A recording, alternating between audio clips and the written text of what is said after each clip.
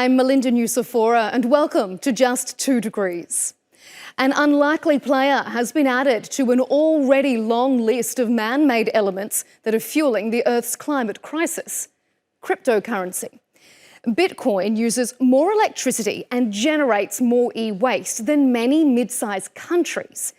It launched in 2009 as an alternative to banks and centralised money, and now there are more than 6,000 cryptocurrencies in existence. But environmentalists say this modern money is contributing to the demise of the planet. Here's Claire Herriot to explain how virtual currency is leaving a very real footprint. Most money in circulation has been issued by a central bank. In the US, it's the Federal Reserve.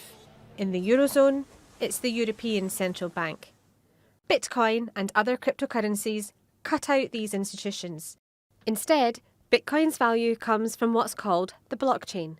Think of the blockchain as a ledger existing on a network of computers. But that format presented a problem in the early days of digital currency: fraud, or to use industry speak, double spending. The worry was that the same coin could be spent more than once. Bitcoin mining was a solution to that problem. All computers in the blockchain have a database of every Bitcoin transaction ever made. Miners are constantly updating the lists to validate transactions and generate new Bitcoin. And it's Bitcoin mining that uses vast amounts of energy because these are gigantic computers. And as anyone who's ever used a laptop knows, computers generate heat, and they require electricity to power them. Critics say all too often that electricity comes from fossil fuels.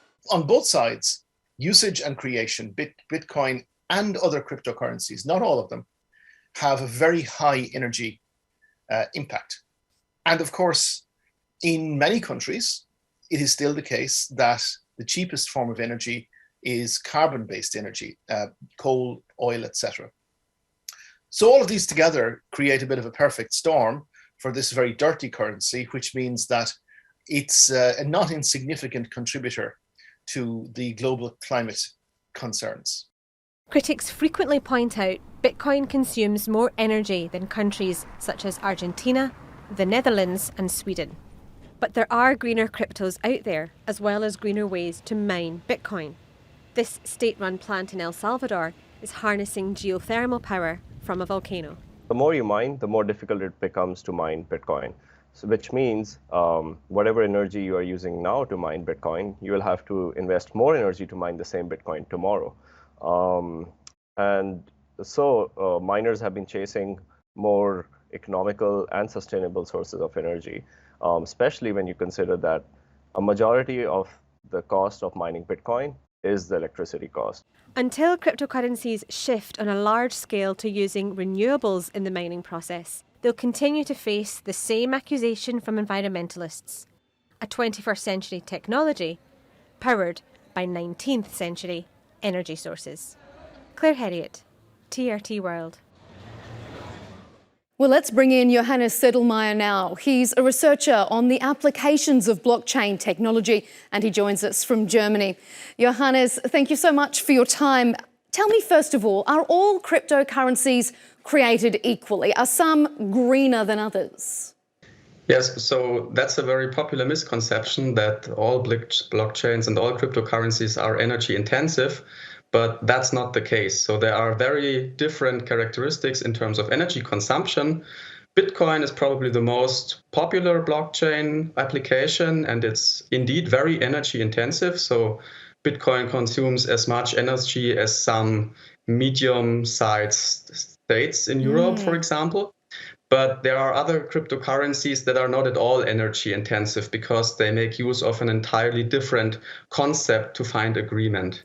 So with that concept, I know you've done a lot of research on this. I mean, when we first started producing cars, they were very energy intensive and they're nowhere near as green as perhaps they are today. Could the same be said for cryptocurrencies and blockchains? Are we getting better at making them greener? So to some extent, yes, but the concept is a bit different. So indeed, for cryptocurrency mining, so in these so-called proof-of-work blockchains, security is guaranteed because there is high energy consumption. But it's not the case that there are incremental improvements because, for example, the hardware is getting better at computing. So even though we produce better and better hardware every year and the efficiency of doing the computations that you need in Bitcoin has improved by a factor of 1,000,000 over the last 10 years, this does not have any impact on the energy consumption of Bitcoin because it is not a technical inefficiency that makes its energy consumption high, but it's rather energy intensity by design to make the blockchain secure. Is this something that the developers, that new cryptocurrencies are looking to rectify, or is this problem embedded now with Bitcoin, and there's just nothing we can do about it? So there are different communities. Those communities that value the energy-intensive approach because they consider it important for security. They are aware of the environmental impact, but they say that that's worth it because there are obviously a lot of other activities where also some people value it and others say, well, that's a waste of energy. On the other hand, there are many communities, for example, the Ethereum community, for whom sustainability has been important from the ground on. And so they early decided to move to one of the highly energy efficient concepts that are already in use today in several other cryptocurrencies, not the largest cryptocurrency, which is Bitcoin, and Bitcoin typically refuses large changes in how it works. But other cryptocurrencies have been very innovative and are already building on this energy saving alternative since a few years. It will be interesting to see how it goes. Thank you so much for your expertise live from Germany. We appreciate your time.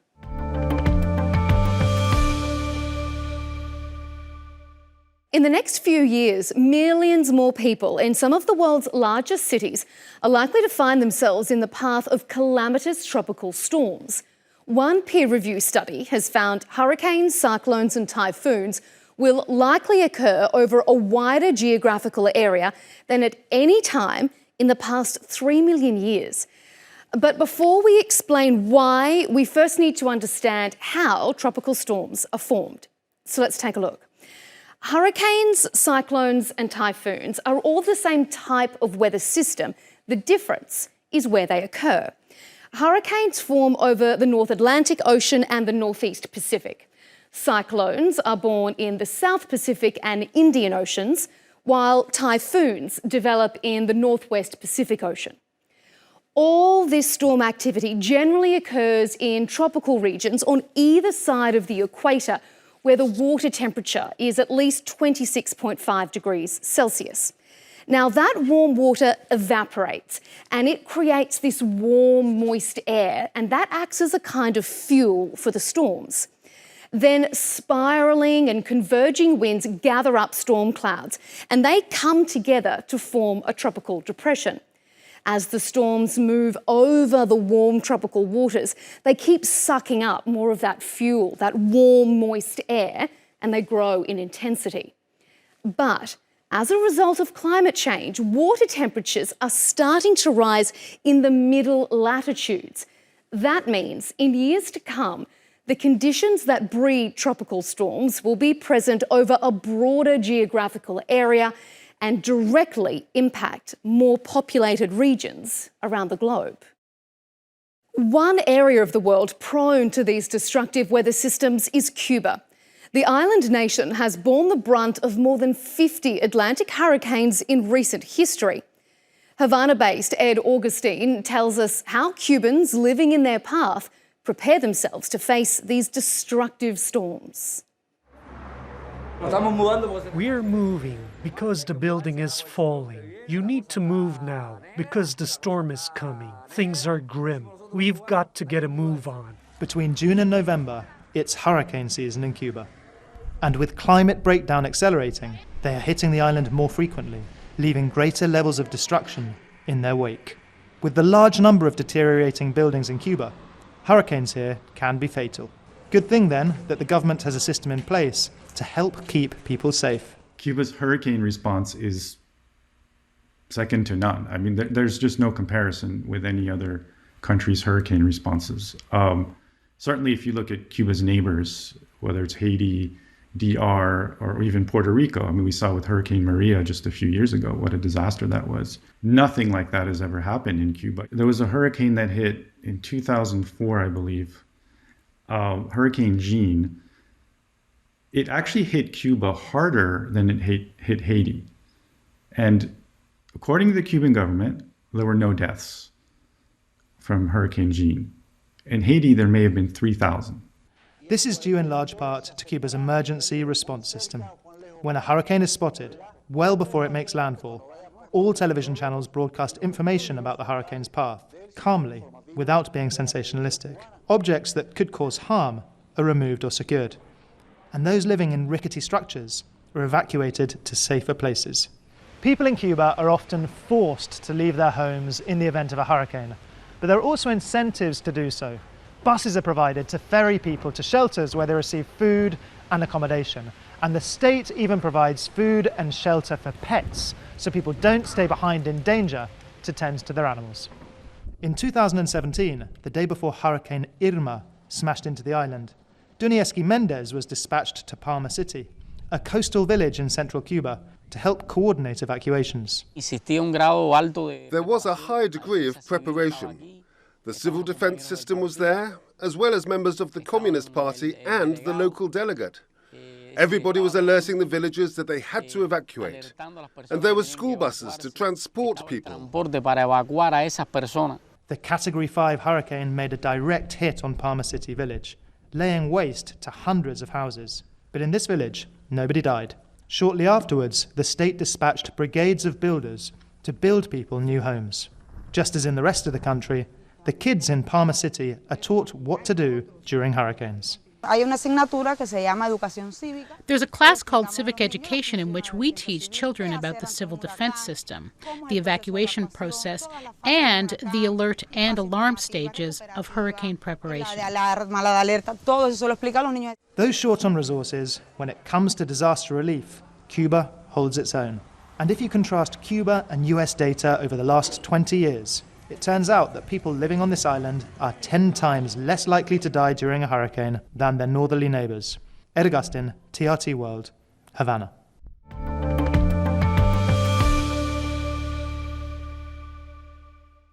For 2 weeks in February, millions of people from across the globe have had their eyes glued to their televisions as Beijing became the first city to host both the Summer and now the Winter Olympics. From the frosty figure skating rink to the snowy ski slopes, Beijing has been shrouded in wintry white.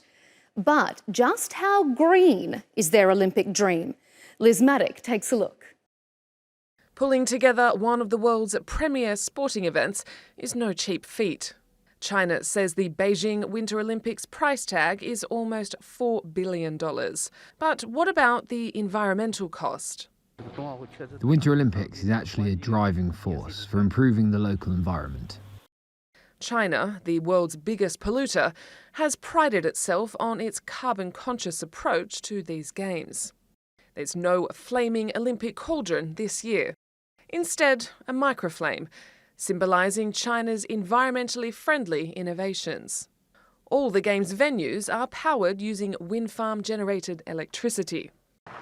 Carbon dioxide from industrial waste gases is being used to cool the ice rinks.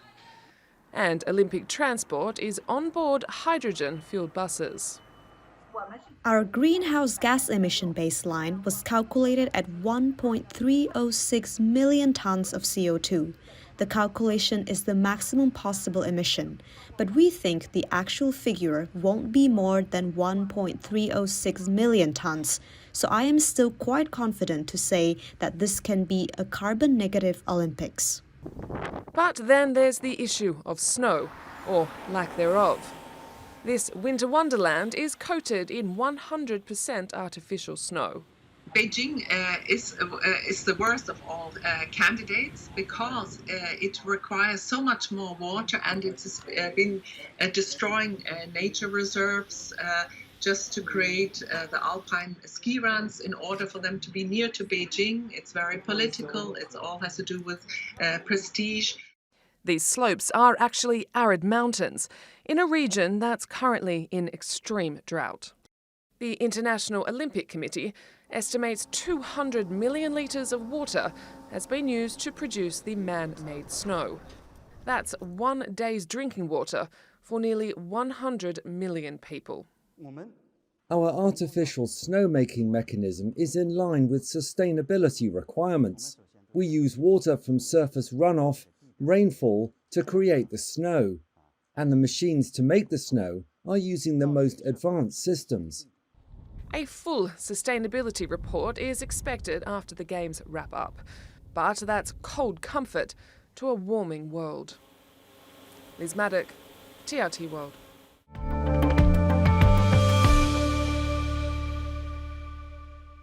In terms of time, I think the ice shelf will be gone in a matter of years. The melt felt the world over. We'll head to Antarctica and find out what lessons can be learned from studying the so-called Doomsday Glacier. And to eat or not to eat meat. Will a phasing out of animal agriculture help reverse global heating? We'll sink our teeth into that topic later in the show.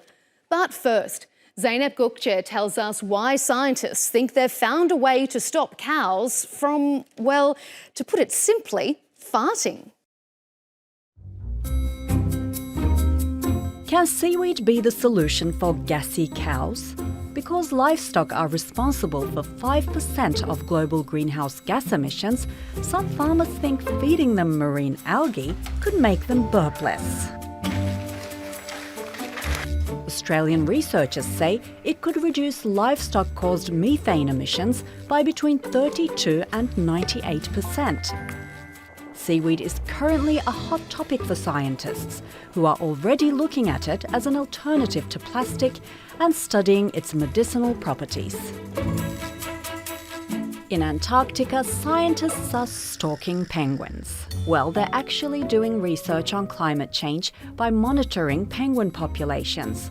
It's one way they can figure out the overall climate conditions as well as the health of an area's ecosystem. Take the Adelie penguins, for example. Researcher Michael Wethington says colonies around the Weddell Sea have stuck around the area over the last 10 years. This, he adds, could be a sign that the peninsula is a safe space at a time when areas around the world are slowly warming. That slow warming is also changing the smell of something you probably didn't expect: snow. Well, maybe not for those of you who couldn't smell it in the first place. But Parisa A. Araya from McGill University explains that as the ground and air get warmer, it triggers the circulation and intensity of odour molecules. This means, as both the atmosphere and the land gets warmer, the scent of snow will become stronger. If the goal of a museum is to collect and preserve items of artistic, cultural and scientific significance, then it only makes sense climate change has made it onto their radar.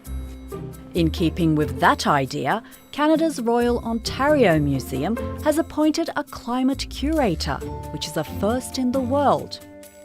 Soren Brothers is a conservation biologist. He says he hopes to steer the conversation away from doomsday scenarios and toward actionable change.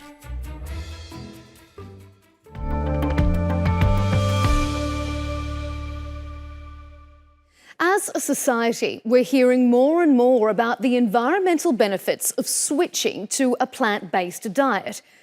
But what if we stopped meat and dairy production altogether? It's obviously a very drastic proposition, but a group of scientists have done the sums to see what a meat-free world might look like.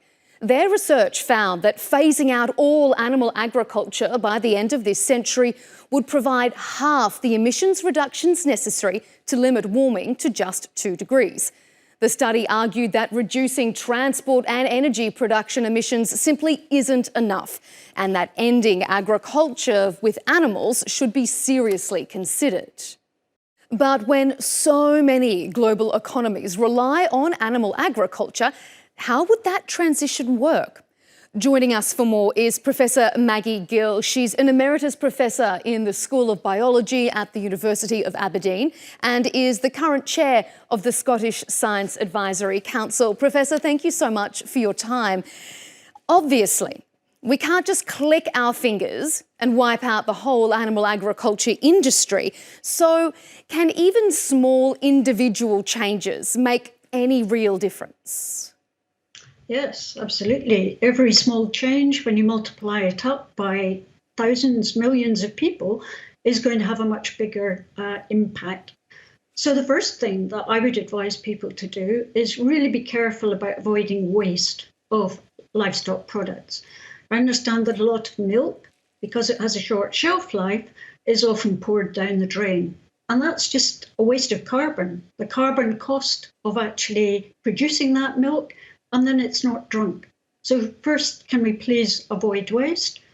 And then secondly, I think it's about thinking about how much animal products do we actually need? So to be careful of our portion sizes of whatever animal products that we're actually eating. Sounds good for our health as well, doesn't it?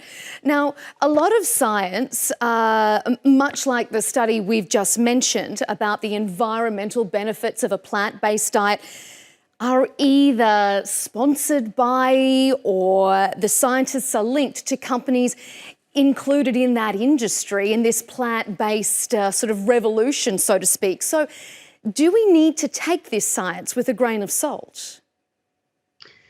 I think the first thing about science is scientists don't have complete knowledge of how everything works. And one of the nice things about science is we can all look at the same data from our different backgrounds, our different perspectives, and we can come up with slightly different conclusions. And it's by that discussion between scientists, that challenge, that interaction, that we start to see what actually works and what should be the way forward. So I think we should take all scientific results, not necessarily with a pinch of salt, but we should challenge them and we should get into active debate and see what things that we can do with the animal systems that we actually have at the moment. There's a lot that can be done to make those more sustainable and decrease their carbon footprint. So in a real world setting, Professor, how do you see this happening? How do we make that transition when, like we said, so much of the economies of so many countries are reliant on animal agriculture? So I meet with farmers and if they get upset if I say, yes, we should eat slightly less of animal products, but I try to say to them, but what we're about as researchers is trying to maintain their incomes, maintain their livelihoods, maintain the contribution of the livestock sector to the economy, because as you say, it's huge. And if we were to remove it suddenly, that would be all sorts of unintended consequences. So we have to work with farmers and see what else they can do with their land. How can they be efficient in what they actually produce? But what other alternatives are there for the land that they actually have? So they don't feel threatened, that they feel that they're part of the solution, not the problem. And that is going to be a big change going forward. Professor Maggie Gill, thank you so much for your expertise and your time here on Just 2 Degrees.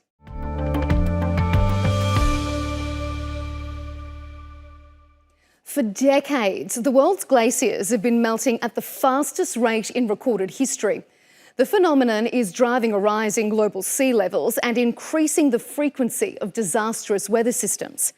Climate scientists monitoring these mountains of melting ice say that human activity is largely to blame. In Antarctica, researchers are struggling to get close enough to study the so-called Doomsday Glacier because the ice melt is so bad. Sarah Bolter has the details. Glaciers. They're the harbingers of the planet's climate future, and the scientists who study them are learning just how surprisingly fragile these vast expanses of ice really are. It's just this beautiful white desert-like landscape, brilliantly white actually, and it will all be gone and replaced by the Pacific Ocean in due course. In Antarctica, the Thwaites Glacier is the whitest in the world, about the size of Great Britain. It's melting too, and researchers from the US and Korea have been dispatched to study the alarming changes in its ice shelf. The target that we were heading to has retreated several kilometers in the last few years, and it has thinned by some 300 meters of ice thinner. Just mind-boggling change. But there's a problem. They can't get close enough to find out how vulnerable it is to rising temperatures because ice that's broken off its outer edge has filled the sea around it. The ice shelf is almost completely broken up now.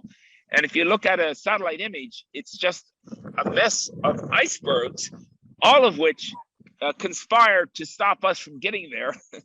Instead, they're drilling into the nearby Dotson ice shelf, a smaller mass of ice that's been affected by the same warming waters as Thwaites. But it still won't give them an accurate picture of how fast Thwaites, also known as the Doomsday Glacier, is melting. Once you lose Thwaites, you also start draining other ice. You're draining ice into that basin, and so it in all the forecasting models, it tends to cause the rest of West Antarctica to also collapse. While they say it could take hundreds or even thousands of years for that to happen, the edges of the Thwaites Glacier are disappearing more quickly than at any other time in history, raising concerns that others surrounding it will soon disappear too. Sarah Balter, TRT World.